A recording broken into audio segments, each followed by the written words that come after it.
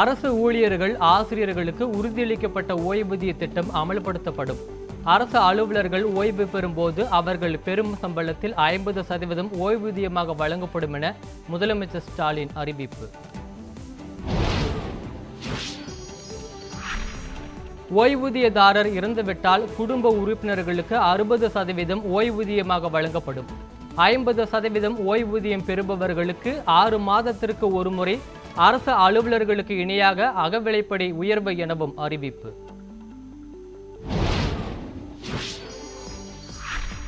வீரமங்கை வேலு நாச்சியார் பிறந்த நாளை ஒட்டி பிரதமர் மோடி ராகுல் காந்தி பதிவு.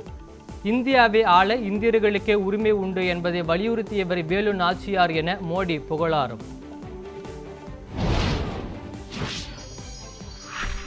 தமிழ்நாடு சீருடை பணியாளர் தேர்வு வாரியத்தால் தேர்வு செய்யப்பட்ட 621 காவலர்கள் மற்றும் 129 தீயணைப்பு துறையினருக்கு பணி ஆணை.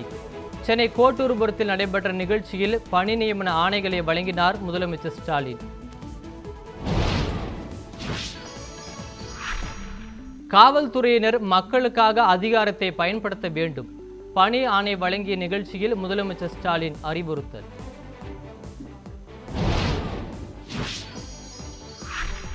அதிமுக தேர்தல் அறிக்கை தயார் செய்யும் குழு சென்னை ராயப்பேட்டையில் உள்ள தலைமை அலுவலகத்தில் ஆலோசனை.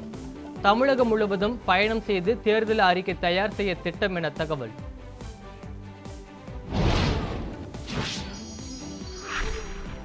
நாற்பத்து புத்தக காட்சியை மக்களிடம் கொண்டு சேர்க்கும் விதமாக வாசிப்பு விழிப்புணர்வு பேரணி. அமைச்சர்கள் மா சுப்பிரமணியன், அன்பில் மகேஷ் ஆகியோர் கொடி அசைத்து தொடங்கி வைத்தனர்.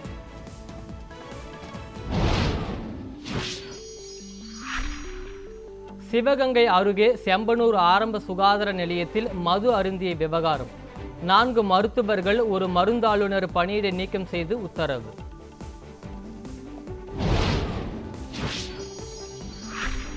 அரசு மருத்துவமனைகளையும் குடிப்பகங்களாக்கிய திமுகவின் சாதனை என பாமக தலைவர் அன்புமணி விமர்சனம். இவை அனைத்திற்கும் ஒரே தீர்வு திமுக ஆட்சியை பொறுப்பிலிருந்து அகற்றுவதுதான் எனவும் பதிவு.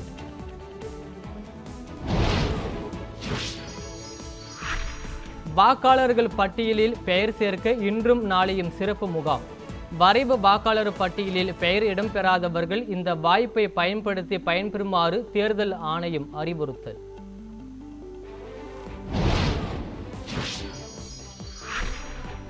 புதுக்கோட்டை மாவட்டம் தச்சங்குறிச்சியில் தொடங்கியது ஆண்டியின் முதல் ஜல்லிக்கட்டு போட்டி. களத்தில் சீறி பாய்ந்த காளைகளை மல்லுக்கட்டி அடக்கிய வீரர்கள்.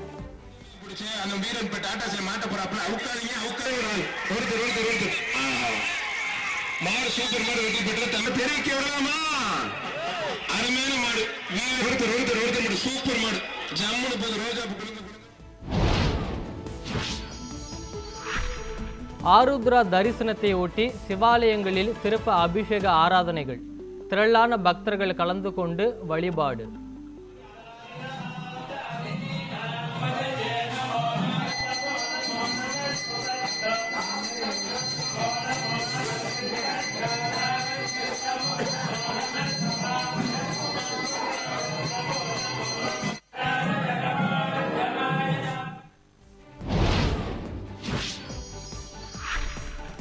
சிதம்பரம் நடராஜர் கோவிலில் இன்று ஆருத்ரா தரிசனம். கோவிலுக்கு படையெடுத்து வரும் திரளான பக்தர்கள்.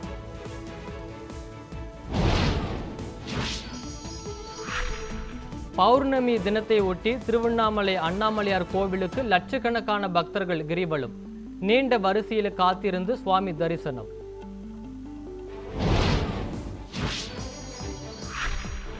சென்னை மூலக்கொத்தளம் இடுகாட்டில் போராட்டத்தில் ஈடுபட்ட தூய்மை பணியாளர்கள் கைது.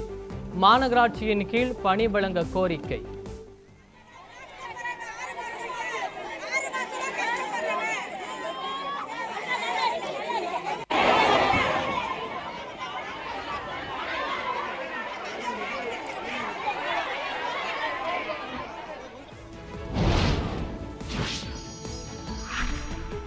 சென்னையில் 9ஆம் நாளாக போராடி வரும் இடைநிலை ஆசிரியர்கள் சம வேளைக்கு சம ஊதியம் வழங்க கோரிக்கை.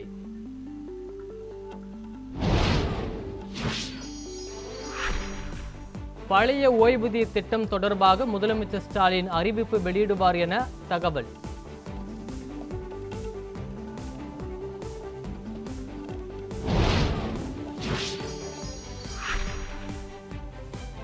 பொங்கல் பண்டிகையை முன்னிட்டு ஈரோடு செங்கோட்டை இடையே சென்னை வழியாக சிறப்பு ரயில் இயக்கப்படும்.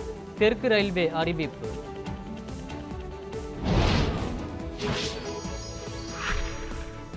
சென்னையில் ஆபரண தங்கத்தின் விலை சவரனுக்கு 480 ரூபாய் சரிவு. ஒரு சவரன் தங்கம் 1,160,000 ரூபாய்க்கு விற்பனை.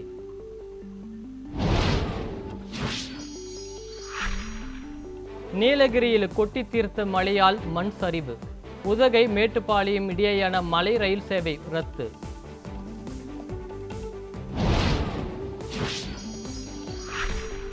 நெல்லை மணிமுத்தாறு அருவியில் 2வது நாளாக வெள்ளப்பெருக்கு. பாதுகாப்பு கருதி சுற்றுலா பயணிகள் குளிக்க தடை.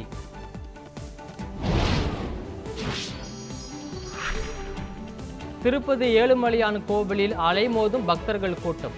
நீண்ட வரிசையில் காத்திருந்து ஏழுமலையானை தரிசிக்கும் பக்தர்கள்.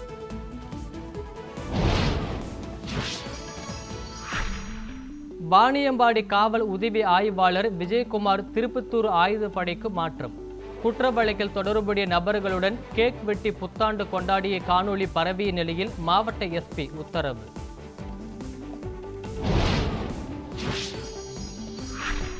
சங்கரன் கோவில் அருகே விலை வீழ்ச்சியால் கேந்திப்பூ தோட்டத்தை டிராக்டரால் உழுது அளித்த விவசாயி. பராமரிப்பு செலவுக்கு கூட விலை போகவில்லை என விவசாயி வேதனை.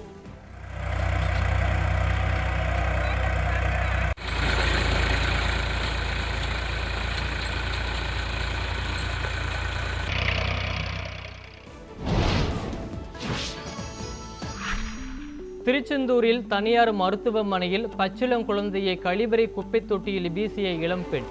காவல்துறையினர் வழக்கு பதிவு செய்து விசாரணை.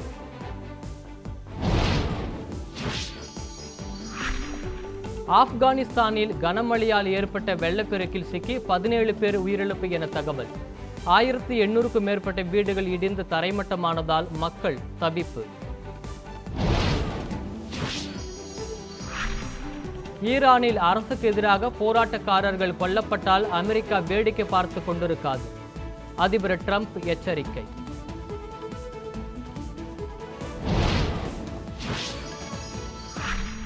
அமெரிக்க தளங்கள் மீது தாக்குதல் நடத்துவோம் என ஈரான் எச்சரிக்கை. இரு நாடுகளுக்கும் இடையே போர் பதற்றம் அதிகரிப்பு.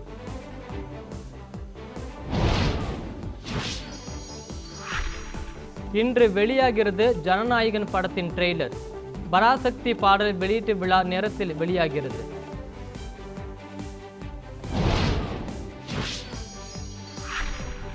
வரும் 28ஆம் தேதி வங்கதேசம் செல்கிறது இந்திய அணி. 3 ஒருநாள் மற்றும் 3 T20 போட்டிகளில் விளையாட இருப்பதாக தகவல்.